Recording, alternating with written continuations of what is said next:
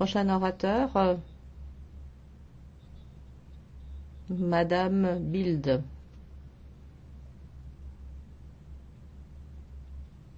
Pour l'ENL. Merci, Monsieur le Président. Le secteur européen de la viande porcine traverse aujourd'hui une crise majeure qui est la conséquence directe de la braderie de notre agriculture organisée avec la complicité des dirigeants politiques européens et nationaux. Premièrement, l'embargo russe, contre-coup de sanctions européennes, ruine de nombreux producteurs en Europe et en France. Il est plus qu'urgent de lever cet embargo, ce qui aura un impact direct sur les prix. Ensuite, il y a un déséquilibre entre l'offre et la demande. En Europe, la production européenne aura augmenté de 3% cette année, ce qui fait 10 millions de porcs supplémentaires sur le marché européen.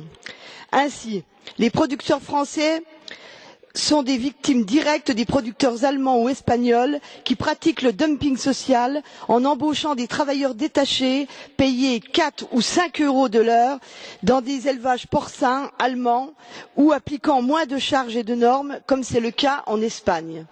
En France, le gouvernement a proposé un prix plancher de 1,40 € par kilo, prix permettant tout juste aux agriculteurs français de survivre.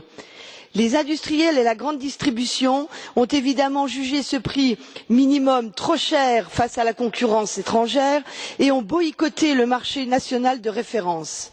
La lutte par la qualité, tout en respectant le bien-être animal et notamment la directive 2008/120 EC sur la protection des porcs, ne doit pas pénaliser les producteurs français face à certains États peu regardants sur les normes ou face à l'importation de viande de porc de pays extra-européens dont les normes sociales, sanitaires ou environnementales ne seraient pas identiques aux nôtres.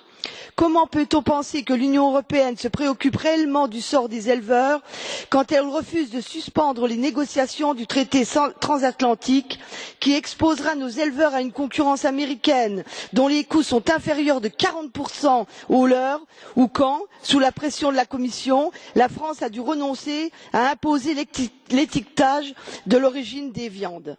Je vous remercie.